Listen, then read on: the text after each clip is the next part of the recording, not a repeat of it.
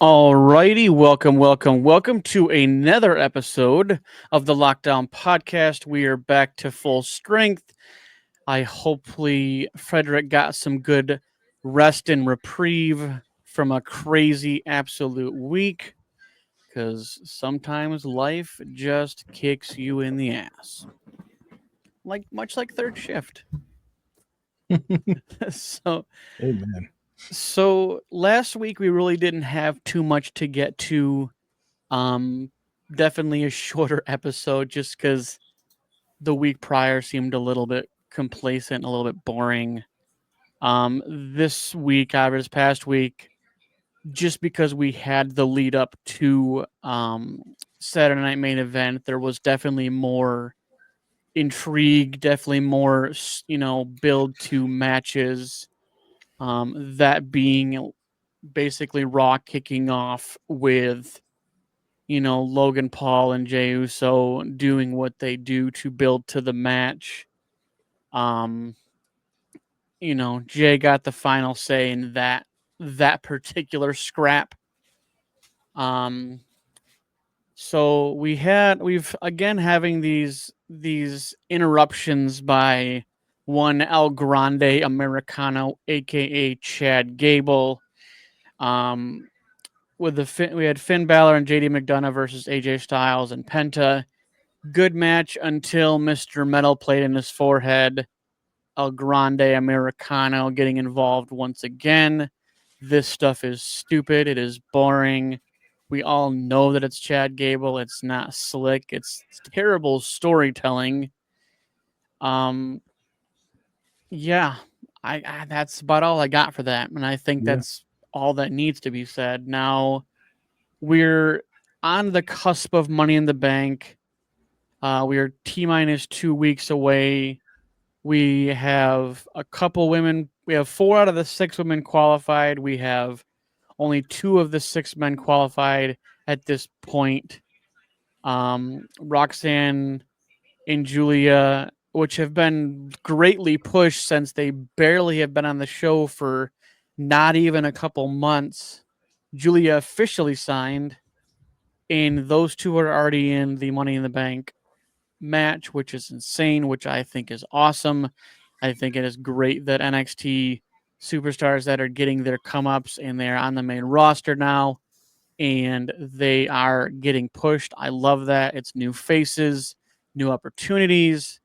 It's not the same old in the match. So now I don't really know much about, honestly, Sheamus basically beating up Austin Theory. Austin Theory. See, man, that whole squab the week prior, and then Sheamus beats up on Grayson Waller. Yeah. Just deserves. I really hope Austin Theory breaks away at some point, just because it's kind of I think he will. It's kind of a plateau-y kind of tag team that it formed out of convenience, but now it's kind of lost its luster. Mm-hmm. Now, so we had the other qualifying match with Rhea Ripley, Kairi Sane, and Zoe Stark, and we definitely wish Zoe Stark a crazy recovery. Hopefully, she gets better. That was a hell of a busting of the knee, which left Kairi Sane and Rhea Ripley. Obviously, Rhea Ripley ends up winning that triple threat to qualify, which I think this is her first Money in the Bank. Now we have Jey Uso versus Braun Breaker. Obviously, them getting involved, so obviously a disqualification. And then after all that headache's been done, Jay's trying to leave, and then we get another sucker punch from one stupid Logan Paul. I hate him. That's the goal. You love him. I genuinely hate him. Yeah. I won't go into that further, but so SmackDown kicks off with Tiffany Stratton, Alexa Bliss, and Charlotte Flair. Basically, Charlotte's coming out and talking about the whole Money in the Bank match Alexa Bliss is in. And Tiffany Stratton made a lot of valid points to the fact that like Charlotte Flair, like, why are you qualifying for? I mean, I don't think she's not in the match, but like she lost to Julia won that match. But like Tiffany Stratton makes a lot of sense. And like, hey, you always said the Money in the Bank was the cheap way to a title. And so I don't think the Tiffany Stratton Charlotte Flair saga is over with. I think there's more to this just because in Tiffany Stratton's words, she's the upgrade. And justifiably so, being that essentially, I mean, Alexa's the past, Charlotte Flair's the past, and Tiffany Stratton is the future. Those wrestlers from, let's say, to 2010 to 2020, we have new sheriffs in town.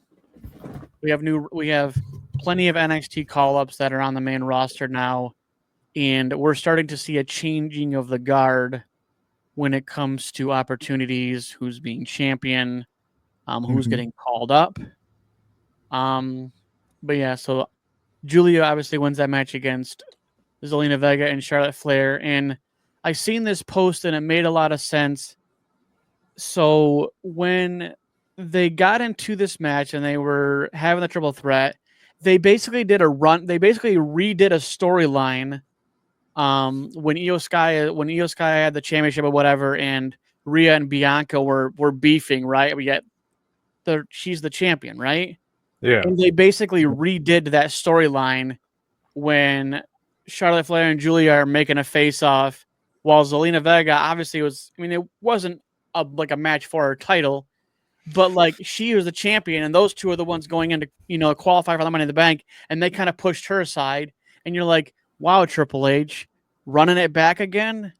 Great story. Thanks, creative. Like, they just did the same thing twice. Tommaso Ciampa defeating Chris Sabin, that match really was filler. We got to see an absolute mauling between Damian Priest and Drew McIntyre leading up to their cage match at Saturday Night Main Event. I love this. I love good, solid build the night before a big PLE. So I'm all for that. Michin and B-Fab defeat Piper Niven and Alba Fire. I love this pairing because Michin and B-Fab are kind of like, hey, we're here, but we're not really getting presented. B-Fab kind of had a falling out. I mean, way back in the Hit Row days. And then she kind of, floated around for a while, teamed up with Street Profits for a hot second, and then kind of again got lost in the shuffle. So I love that. Even though this is just nonsensical match, this is just filler, I'm glad they're getting time. Yeah. So absolutely. And we've seen that happen before with teams. Just last year, I'm sure that we made commentary on Liv Morgan and Raquel Rodriguez. And then probably Damage Control we made commentary on. I think it's a good pairing because B-Fab can get to work in the ring with an established vet like Michin. We also saw that last year with Bianca Belair and Jade Cargill before they decided to like make her do some training, or she had an injury, or both, or all of the rumors. So it's good for B-Fab, and she's on TV and she's improving. So yay. Yeah. I mean, and Michin's been around for probably 15 plus years. I mean, she's no slump when it comes to the veteran status and the experience with multiple brands. So, good on it. And just because it's nonsensical doesn't mean it's not good live training, right? Yeah.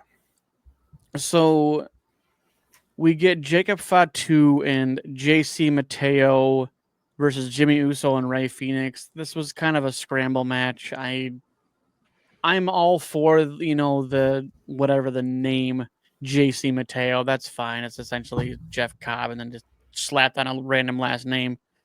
I But wonder if it's like a paternal last name that he picked, or like, so it's got to mean something. But I digress. I'm all for Jacob Fatu versus JC, and yeah, I would not be surprised if we get that and we get a nice 3-match feud between those two. I mean, yeah, it'll be a good match. They do put on a great matches together. yeah.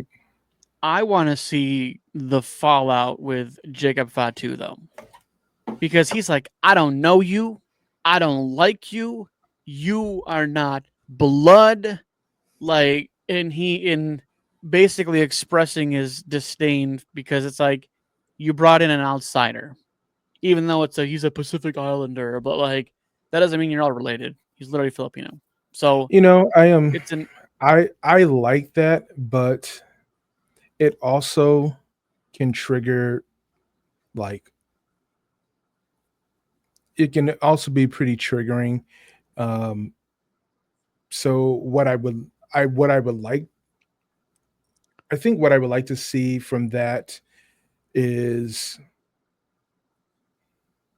I don't know. I think I want to see that part of the story, You're Not Blood, go away, but I want to see something where it's more about like hierarchy, in the sense of you brought in an outsider that you think is better than me. Well, and You know what I'm saying? You know, what happened to Tungaloa and Tamatunga? they, Like, they're I know both one was hurt. because I think the other one got hurt because the other one was out for a minute, and then Yeah, they're both out hurt now. I would like to see them still be part of this whole Solo Jacob thing, but then start going after tag teams as them too once they get back from injury. Yeah. You know, You know what? I would not be surprised if we get a full on, belt takeover where everybody from, the bloodline and adjacent families are holding championships. I would not be surprised. 1, 2, I think I would like to see that. But I also would like to I would like to move the narrative away from like, you're not blood, you're not family, you're an outsider, because I know Jacob wouldn't have said that to Samoa Joe. right? No. Yeah, and he's clearly he's not, and we're right. They're all not related, but they all are kind of related, But that's it's respectable, but I don't want the story to become more that. I want it to be more so you brought in an outsider in, because you think this outsider is better than me.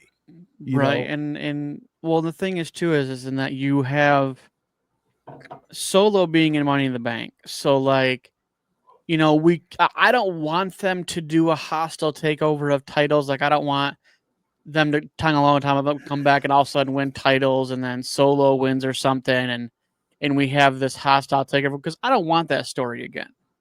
No. Because I don't want them to hold everything hostage and wrestle when they feel like it. Obviously, obviously at least the belts are switched as far as the tag team. So at least we don't have that much takeover, but I think honestly Jacob is the true leader of the group. I think he has a lot more star power than Solo. Solo kind of just showed up one day. And he has better mic skills. Yeah. Oh, yeah. Definitely. You know what I mean? Yep. Better than. So R-Truth in all of his glory of literally wrestling and pretty much whenever for the longest than anybody else. I think he said he was like 50 something. And he still looks like. Yeah, he's like, I think 54. Yeah, he's the oldest, and Roxanne Perez is the youngest at 20. Or I think she's 23, I think. But yeah, that's a fun fact, is R-Truth is the oldest and Roxanne Perez is the youngest. And, R-Truth honestly spoke from the heart in his little bit he had, just kind of, calling out John Cena for the fact that, like, you're John Cena, but you're not the John Cena. You're some shell of yourself. And really, I mean, John Cena's heel stuff has been anything short of garbage. Pretty Like, much.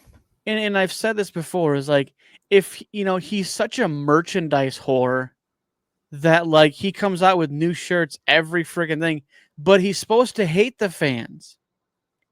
Like, if he had a black shirt that just said John Cena on it and that's all he came out as, that would be more believable than him coming out in every color of the freaking Skittle package, like wearing all "this is the last time," and yet you're supposed to be a heel, you're supposed to be a dick, not selling merch. And I get that, like, if they wanted to sell shirts of John Cena, they're gonna have no problem doing that. But if you want to make him a believable heel, you can't have him just flashing new gear all the time and coming out the same. The only thing that changed was the color of his lighting. Now it's just, and then he puts the belt on backwards and holds the towel over the back of his head. Like, it's so stupid. It's terrible. It is. I don't know what this heel run is missing, but you're right. It is very mid. Matter of fact, I think it's less than mid. Dude, it's terrible. Yeah, I think what I need to see to make this better is I need to see the type of heel work in comparison to like a Randy Orton, yep, legend killer status. I need, yeah, like you need some brutality. Yeah, I need something that is like, off the rails, off the chain, and then I need like the classic heel tropes where you do something really bad and you mean mug people, and then you when like security comes in, they can't break the SDF or whatever. Yeah. Like, I wanted that kind of stuff, but it has to be like John Cena worthy. Right now, this is just it's not giving anything remotely TV worthy. I mean, at this particular point, he's just phoning it in. He's just phoning it in, It's even CM Punk when he's a heel has been much better than John Cena. John Cena's been in the ring with so many great heels. I'm surprised that he's not a combination of all of them. Right. Yeah, that's true. Yeah, and you're right. It give me some of what everybody has given you. Like, well, and it's so basic. He's the most basic heel. Like, he's beginning character on WWE 2K. Like, he's that very baseline heel. And it's like, yeah, you put the belt on the other way. Woo! You put the towel over your head, and that's what you do when you walk down. Like, it's like low mid. And his heel turn is just boring. Well, you think with all the experience he has, that he would be able to do it better. Yeah, and like there would definitely be something more for him. Like, he would want to just like, I don't even know like what the appropriate like. If this is if this is revelation of your career, do something better. Like, you now you have Triple H at the helm. You got better creative direction, and yet you're sitting there in like cozy, comfy heel land, and you're not doing anything very heelish. You're not. Yeah, I digress. Yeah, but I just So we have another qualifying match on the men's side, won by LA Knight. Now, I don't like this because LA Knight's already had his shine, and he does a good job. But I would have rather seen Aleister Black or Shinsuke go into Money in the Bank, just because one, Aleister Black has come back, and you'd think there'd be some kind of push. We don't want to Andrade him where he fizzles to the back and really does nothing. He's like, cool, I got a contract, I got to show up here, but I don't have much of a story. I don't have any creative direction, and you're just kind of there. Same thing with Shinsuke. Like, you know what? I think it takes time, especially with a returning like talent. There's going to be work and there's going to be stories. I don't know what that looks like, but if I had to guess, they're either going to run it back with the Miz and Carmelo, in the meantime as filler until we can get something that's noteworthy for him. But outside of that, I'm glad that he's back. He looks great. He's doing his work. It's good to see Shinsuke back on TV, even if it was for losing effort. I am not going to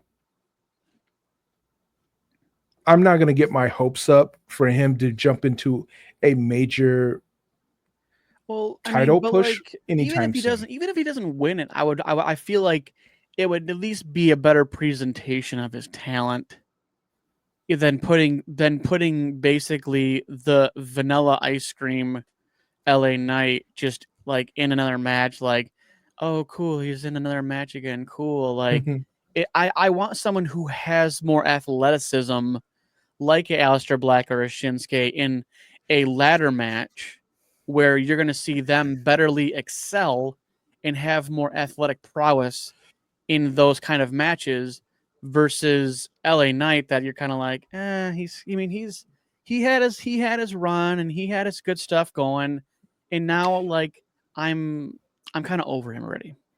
I think I would like to side on the fact that Shinsuke said no, Aleister said no, and they were like, well, all right, LA Knight, yeah. Butts. Yep. So I guess run it. Yeah, run it. I guess is it LA Knight? Can he like do like a mid card run on something? Sure, of course. Yeah. But let's just say for me, I'm gonna say like both Aleister and Shinsuke were like, nah, that's a young man's thing. I'm not landing on ladders 3 times. Hold on a second, young man's thing. LA Knight is older. LA Knight's 40 something. He's up there. He's older than both of them. That's crazy because I thought. Yeah, no, LA Knight is a late bloomer. He's been bounced around for a while, but I mean, he's been bounced around from different companies all over. I mean, and I think, but the thing is but like I respect LA Knight in the sense that like he came in, as a stupid character, and the whole, modeling thing, and like he let that run its course. It was so bad. It was so bad. But like, I respect him for just like doing whatever he was asked to do, because obviously the LA Knight thing is way better than Max, whatever his name was, or Max. I don't know what his name was. Yeah, no, that was Maxine. Maxine. I don't know. I did like his character when he was in TNA. Eli Drake. Yeah. He's and yeah, dummy. And I like that they kind of let them, bring some old stuff into another brand sometimes, like even if it's little things. So at the end of SmackDown, we have Street Profits versus Fraxium in good match until things just kind of got wild. DIY interfered, Motor City Machine Guns interfered, And then the lights go dark. Mm. And we get the reemergence of the Wyatt Six in Wyatt Six fashion on Bray Wyatt's birthday. I like it. Oh, what's his I name, man? What's his name from YS6, man? You could tell he's been working out. He got jacked. Dexter or Yeah, Dexter, man. He got ripped. He got like a 6-pack or 8-pack going on now. Yeah. Well- You can tell he's been working out. Look at the butt on that one. He must work out. Okay. Sorry, Dumb and Dumber reference. But yeah, no, and I love that Joe Gacy's just kind of being Joe Gacy. He's always been a little bit unhinged.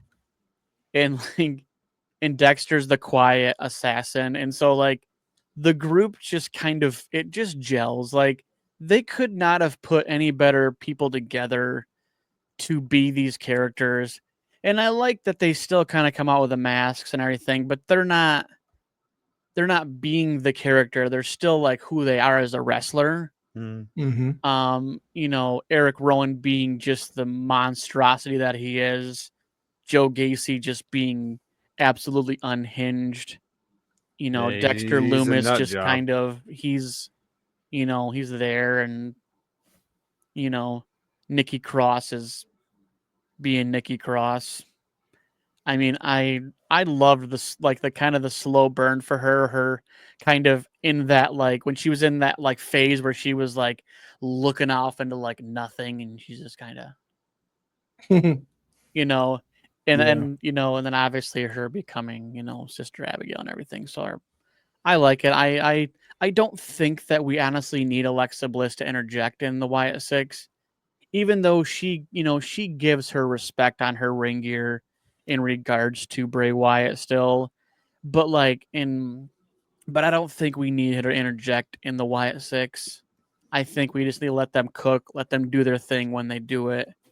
You know, and Alexa needs to go back to the 5 Feet of Fury and do what she does best as a singles competitor. She doesn't need a group that would dilute her whole presentation of how she's wrestled for her whole career. So now, I don't think it would be awful. But you're right. I don't think it's necessary for her. no, and she's she's doing what she does, especially her mic skills and her puns and her like responses to different things, and and obviously like in the back they've given them semi creative direction on like what to say, obviously still, but like a lot of it still seems pretty authentic, like especially like the way she talks to Charlotte Flair still, like, oh Yeah, look, she I'm the uses queen, the Yeah, she used to narcissist. say the same catchphrase she did back when she was the part of the Fiend. Yeah, so I think it's good. I think it's good TV. I think that not every story has to overload the show. So, and I think that we're getting that now. I think we're not getting an overload of Judgment Day. We're not getting an overload of Bloodline. I think things are starting to play out. They're starting to spread out a little bit better. And so we're not stuck getting fully consumed with a group. Even though Judgment Day still has their backstage segments and their continuing playing of WWE 2K. I swear that's the most annoying thing of their whole segment is the game in the back. But Oh, it is so stupid. yeah. So to Saturday night main event. Now it kicked off the show with Seth Rollins, Braun Breaker versus CM Punk and Sami Zayn. Honestly, it was a good match. There wasn't stupid interference. It was just a good tag team match. Obviously, until one Bronson Reed returning, which honestly, that's a good fit. Because even though Bronson Reed and Seth Rollins have their past, the acknowledgement of being the future of the company comes first. Seth is pretty good at, letting bygones be bygones. Because, I mean, he tsunami'd him, like 5 or 6 times that one night or whatever. And even even if you're like still breaking the fall a little bit, that still is a whole lot of man coming down. Yeah. Yep. So, they obviously, that, they defeat them, even though essentially it was outside interference. But of course, the ref did not see it. But the other 15 to 20,000 did. Actually, millions seen it. The ref thing it's still boggling my mind. It's so laughable. Or like when they get hit and they fall down and they're just out of it, and I'm like, oh my gosh, dude, it's so stupid. Like fucking drama queens. It's so bad. Just, but they do their job, and their job is to sell anything that happens to them, and they're doing their job. Period. They're doing what they're asked to do as referees. So our second match was Zelina Vega, the United States Championship, versus Chelsea Green. And again, good match. Sorry about Chelsea Green's schnoz, but she got blooded. And I thought it was honestly just a good straight up match. Even though Piper Niven and Alba Fire were there and they got involved a little bit, it did not deter Zelina Vega from hitting her code red, which is just basically, a pretty basic move, but like off the top rope, gets the dub, and walks out still your United States champion. Now, I thought it was kind of weird that this wasn't the main event, but John Cena versus R-Truth, aka Ron Cena. And I mean, this match was really, it was just basically John Cena beating the piss out of freaking R-Truth. Obviously gets the win, after hitting a low blow when the ref conveniently turned around. Because he basically grabbed the championship and went to go hit him with the champion, and then he stopped. The ref takes the belt and goes to hand it off to the other person, as opposed to just tossing it out of the ring and returning to doing your job. And so John Cena low blows R-Truth and hits the AA, and that was the match. I mean, it probably didn't last more than 15 minutes. Now, the main event, though. Damian Priest, Drew McIntyre, and again, good match. Good straight-up match. The ending was a little bit rough. So Drew McIntyre has plagued his career through a lot of injuries, and this was kind of a good way to sign him off, to give him some reprieve, give him a break. He's wrestled through injury, much like Seth Rollins did. And basically, Damian Priest hits a concerto on Drew McIntyre, and Jesse, the Body Ventura, was like, it was the most childish way to, like, almost like the most disrespectful way to, like, he didn't climb out of the cage. He literally just walked out. And like, I thought that was the biggest amount of disrespect. Like, I'm not going to climb out because you're down. I'm just going to walk out. And he literally, before he walked out, onto the bottom step, and he kind of looked back, like, I thought he was going to go back in the ring, and he just walks out. I like that feud. I wouldn't be surprised, like you said, if Drew takes a little bit of time off. But when he comes back, they still run it back one more time. But yeah, I'm not mad about this feud. I don't want them to fight forever, but I do like it when two big men that are athletic and know how to tell a story, they're given time and a platform to do such, and I think it works. Agree. So they're both good. They're both great wrestlers. Yeah. Well, and the best thing Damian Priest ever did was be by himself. Oh yeah, definitely. The Judgment Day held him back. It's the same thing with Finn Balor. Finn Balor, as soon as he leaves, will be successful. in the group, he's just kind of part of the group. He doesn't like. He's the best person they got in that group, and yet Dominic's the one that pinned him, or Dominic pinned Finn for the championship and acted like it was no big deal. There's gonna be a receipt. Yeah. Like something's gonna come back to the point where Finn is absolutely pissed and he finally uncorks one on Dominic, and we get to see that. We get to see that match. I don't know how long before we see that match. We have obviously a PLE every month, so I mean, we'll kind of see how that plays out. And we've been waiting for it though. Like we're waiting on pins and needles for this to break because you can see the way Finn acts towards him. It's like, just joking. Yeah, he's not. Finn's not joking. No, he's pissed. He's just very good at showing it, and he's ever the team player. When you listen to Finn, you win, except for the fact that unless you pin Finn for the win. Say that 5 times fast. Nope, not gonna try. No, I'm good. I'll take a hard pass. So we are T- 2 weeks from Money in the Bank. All we really have on the card at this juncture out of the men's is just Solo LA Knight.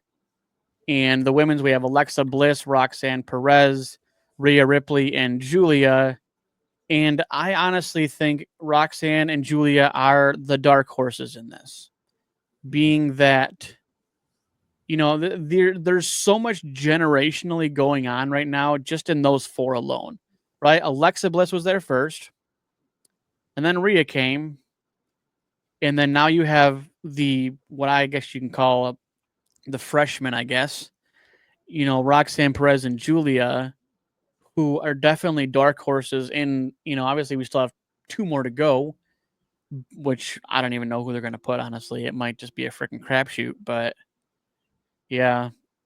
So I wanted to do this new little bitty. So there's 4, but there's actually really kind of 3. But so there's out of Money in the Bank, there's only 3 who have won it twice. Can you think? Come on, Tim. Think. Out of the men's? So there's only so they have an honorable mention of Carmella, but that's not really, I don't think that really was a thing. So are we talking about the men's? So there's only 2. So out of the men's, there's only 3 wrestlers that have done it twice, and only one of them has done it back to back. I know CM Punk's won it twice. Ding ding. And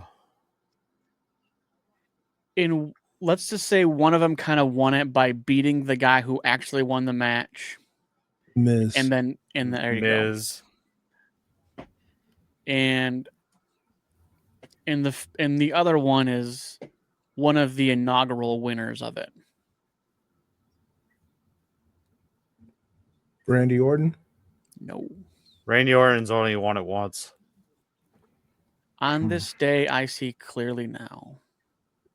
Edge. There you go.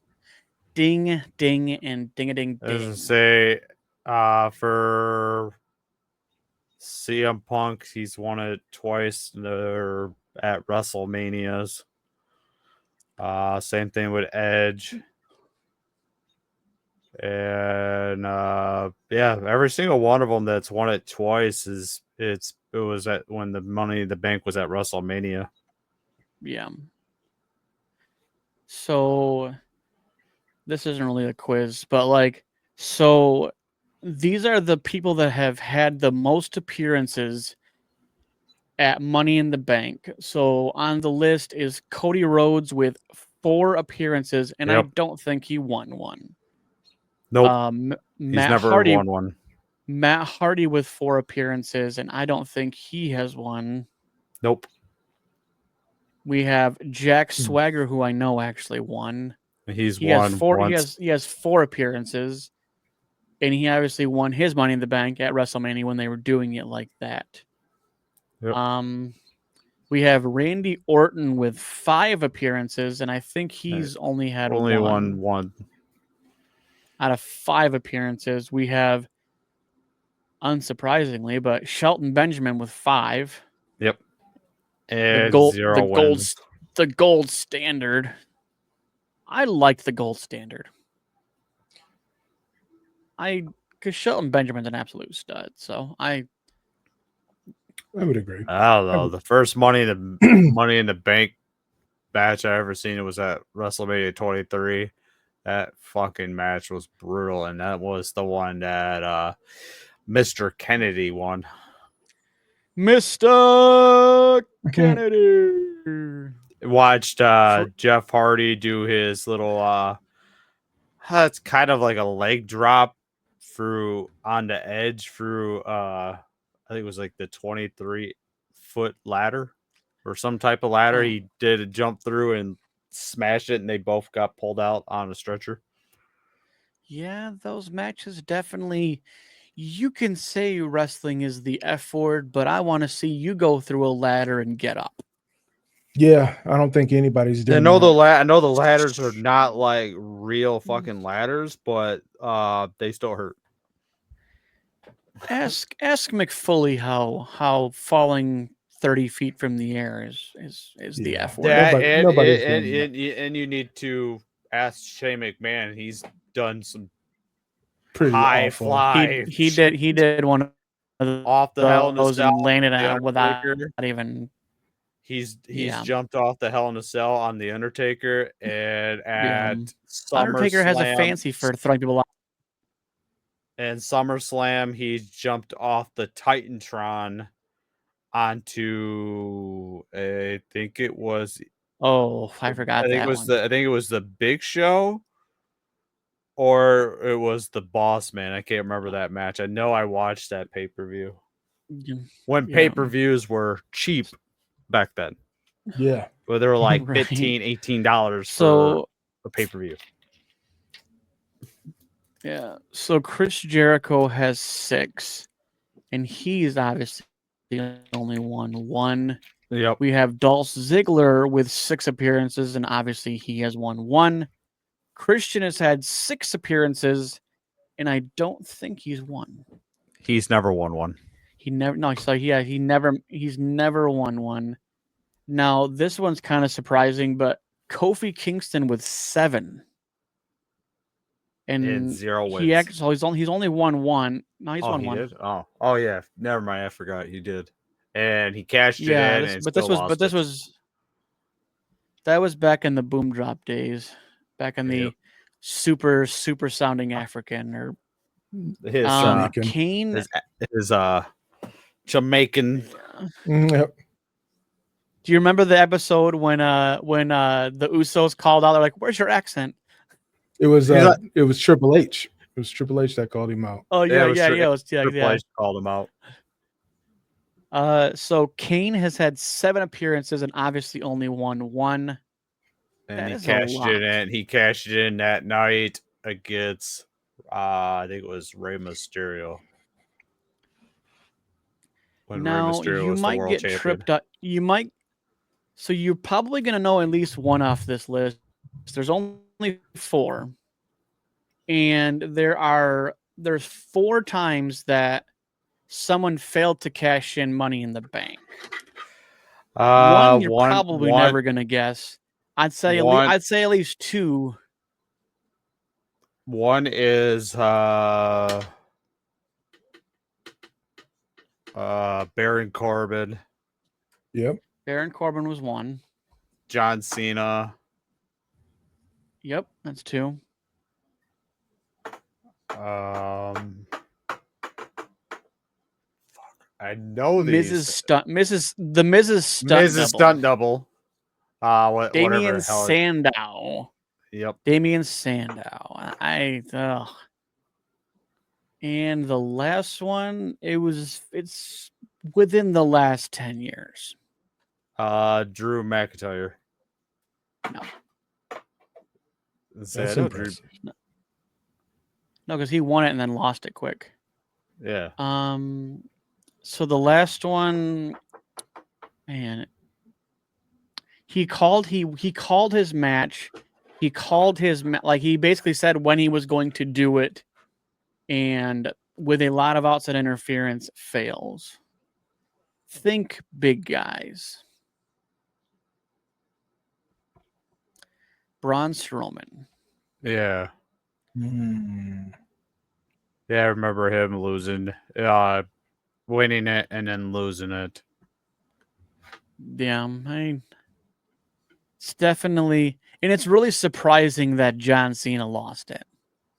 Oh, I know. Because the thing about that is that like that would change the whole landscape of things now when he won number 17. Yeah, he cashed it in. He cashed his in, I think it was on a Monday Night Raw. Yeah, and he Same thing lost. with Baron Corbin. Yeah, bum ass Corbin. Oh man. Man, yeah. Definitely interesting that like how do you appear in a ladder match 7 times and only win once? Like that's pretty ridiculous. It is, but you have to learn and understand who was actually the owner of the company at that time. Yeah. He picked his favorites. Yeah. I mean, I remember Edge winning the inaugural, just the black briefcase. Or when the Miz accidentally opened the briefcase and there's nothing in there. Yeah.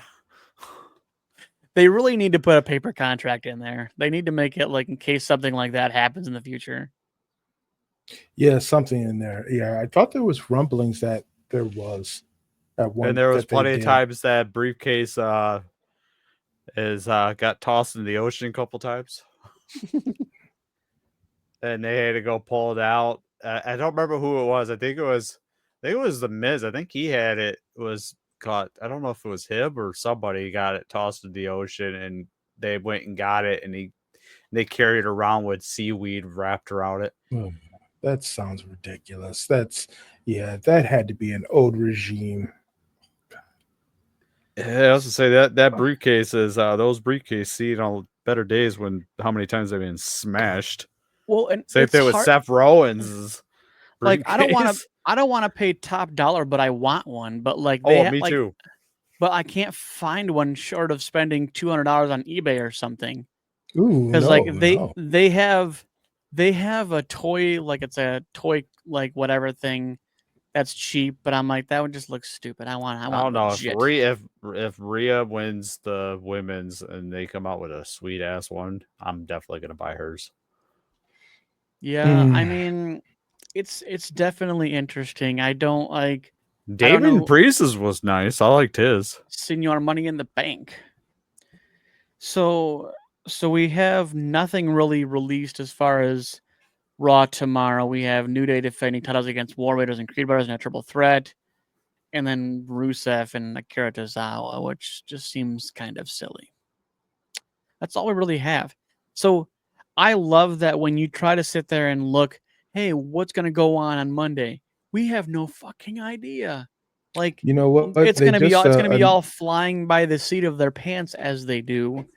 And they have things, but they have to have I guarantee you that they're going to have some kind of segment like before they're going to say like, oh, this happened before the show. And there's going to be some kind of scrap that happens in the parking lot or something. And people get broken up and that leads to a match.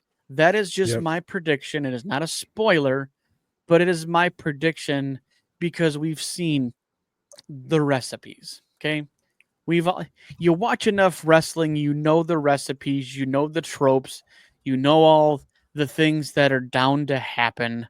I mean, we still have to have 2 qualifying, or at least 1 qualifying match for the men's because they only have Solo Sikoa and LA Knight on the card right now and they're both on SmackDown. So we should have I believe we will have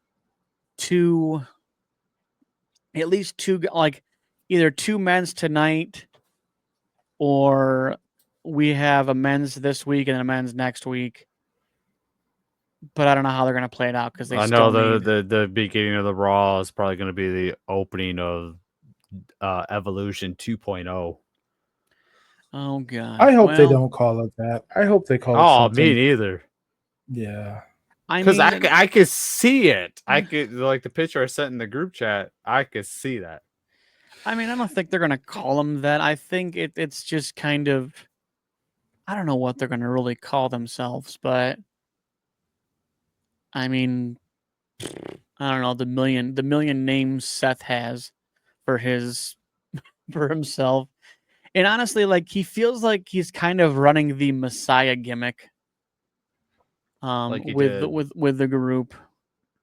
I forgot who he had with who was his who was with him, and it was Buddy. It was Buddy. Or Buddy Buddy. Matthews. Yeah. Rhea's husband. Yeah, and then he drifted into the ocean. Mm. Oh, well, we will put a pin in this because I have nothing more to talk about. And honestly, we're 2 weeks from Money in the Bank. We have obviously a plethora to get to. We have men's Money in the Bank matches that need to happen. We have the last of the 2 matches for the women's. I don't know if they're gonna. I mean, I think they're just triple threading all of the matches, which I think is good. That's the way they should do it. Mm-hmm. I like the triple threat mentality. Then you just get more people with more possibilities. And you have your ghost picks. All of a sudden, you're like, oh well, like when Roxanne Perez won, you're like, huh, that just happened. So, I like the triple threat mentality when you coming into these big matches, because Money in the Bank, even though it's not like on the big list of pay-per-views, it does have a lot of implications. So, and I know they've talked about getting rid of Money in the Bank, but I think like it's too much of a spectacle, carrying around that Money in the Bank. It's good for story building.